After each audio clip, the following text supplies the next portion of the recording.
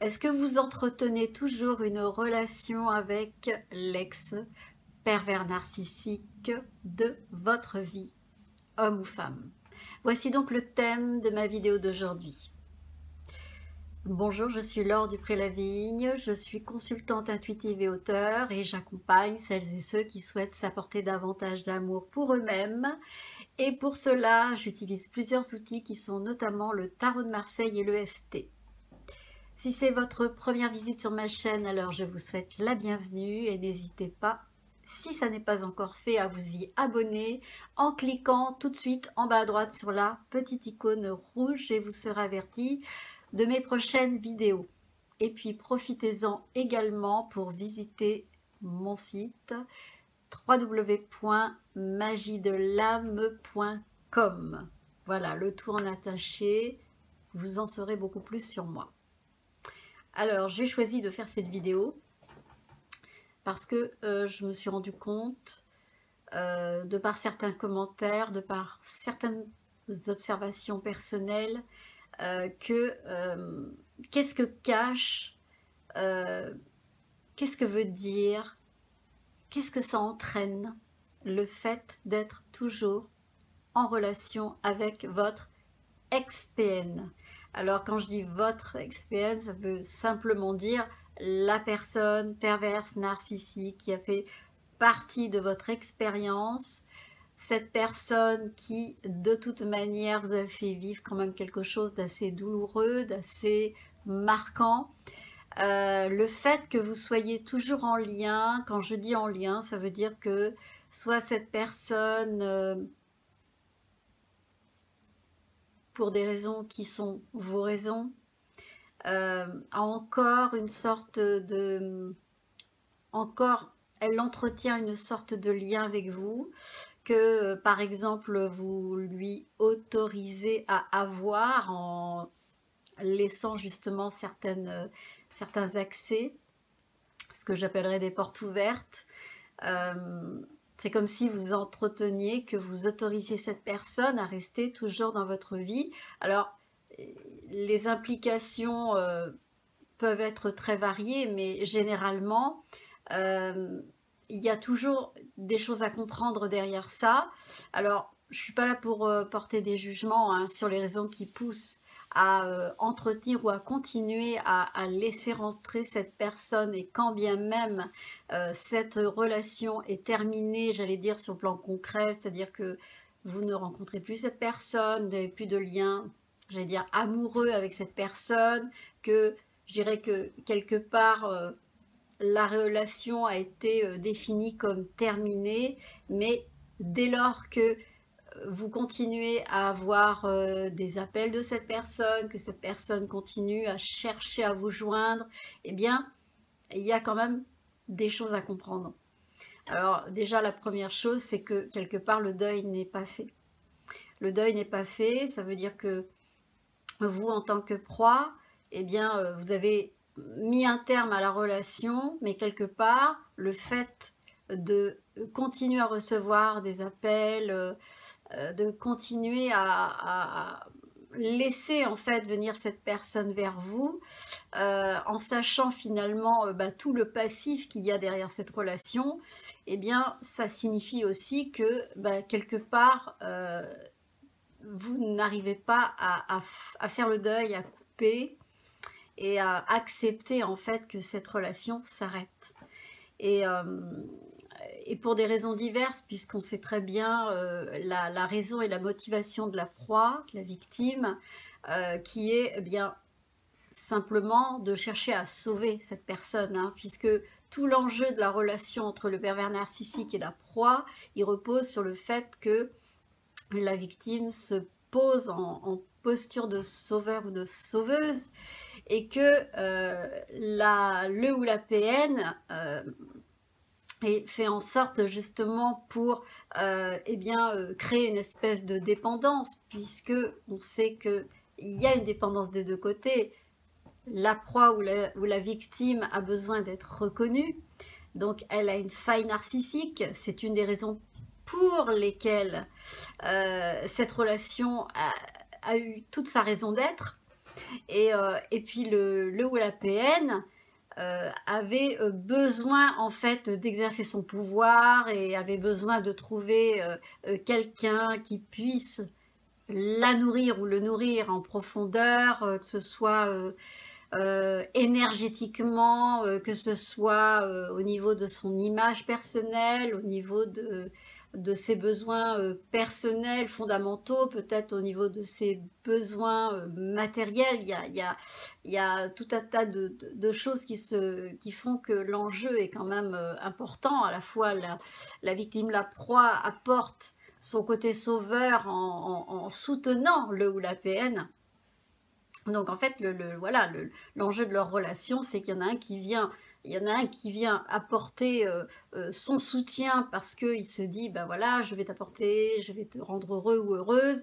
Ça, c'est la proie qui se positionne vraiment comme la personne empathique qui va soutenir le ou la PN parce qu'il ne sait pas encore à qui il a affaire.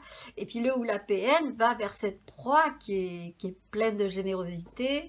Et quand la relation se coupe, eh bien, évidemment, c'est comme si vous lui retiriez à ce ou cette PN toute sa subsistance, tout ce qui lui permettait de tenir avant et que vous étiez en mesure, vous les proies, les victimes, d'apporter au PN, c'est-à-dire cet apport d'écoute, de soutien, toute cette énergie que vous avez fournie pour ce ou cette PN, eh bien, du jour au lendemain, vous fermez le robinet, le ou la PN n'a plus de nourriture, et là, qu'est-ce qui se passe? Alors, on ne va pas rentrer dans toutes les raisons qui vont faire que vous allez rompre avec cette personne, hein, parce que la plupart du temps, c'est parce que vous vous êtes rendu compte que ce ou cette PN est arrivé à un degré où vous avez pu prendre conscience que cette toxicité que vous n'avez pas voulu voir, vous étiez complètement dans le déni, vous avez toujours cru que ça pouvait s'arranger, vous n'aviez pas vraiment compris que vous aviez affaire à quelqu'un de purement diabolique et qui était capable d'aller au-delà de l'acceptable, du supportable. Donc vous avez dépassé toutes ces limites et le jour où vous choisissez de fermer le robinet, il y a quand même, en supposant que la relation continue, il y a quand même quelque chose à comprendre. Ça veut dire que quelque part, d'une part, le ou la PN n'accepte pas cet état de fait. Vous l'empêchez de continuer à se nourrir de vous. Vous la proie généreuse, empathique, sentimentale, pleine d'élan, pleine de promesses pour ce PN qui a quand même eu vraiment beaucoup de plaisir à consommer tout ça et puis à exercer son pouvoir sur vous. Donc ça, vous ne l'oubliez pas. À travers le pouvoir qu'il ou elle a exercé sur vous, il a quand même cherché à vous détruire. Ça, il ne faut pas l'oublier. Il y a quand même derrière tout ça, l'objectif de fond, c'est je veux détruire l'autre. Ça, c'est dans la pensée de le ou la PN. Donc, vous coupez le robinet, vous arrêtez toute relation, et quand bien même cette relation est terminée a priori, elle continue. Donc, je pense qu'il faut se poser la question de, il y a quelque chose qui n'est pas fait de l'ordre du deuil.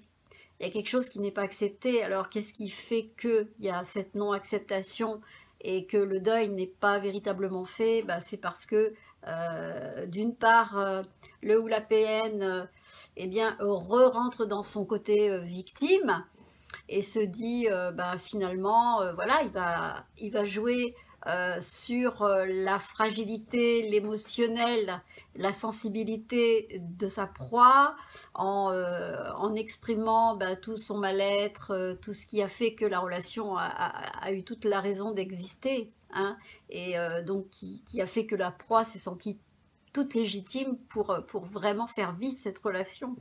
Or, au moment où il y a une rupture, au moment où il a vraiment été décidé que la relation s'arrêtait, puis qu'il n'y avait plus les mêmes, les apports ne seraient plus du tout là et que la relation s'arrête, donc stop. Mais si ça continue encore et que le ou la PN continue à revenir vers la proie, quelque part, il ne faut pas attendre du PN que ce soit lui ou elle qui cesse d'avoir cet élan. Parce que Un ou une PN, bah, il a toujours faim, il a toujours soif, il faudra tout le temps qu'il aille chercher ailleurs sa subsistance. Donc ça, on le sait, les PN sont insatiables. Et même si vous en détruit, même si vous en malmenez, quand vous les quittez, ils vont quand même continuer à avoir envie de se nourrir.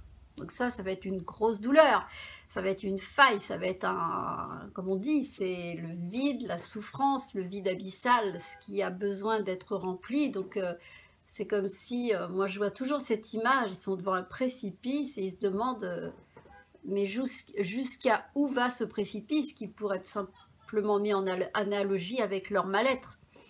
Donc ils se sentent vides et pour eux, il y a presque une urgence, c'est de remplir.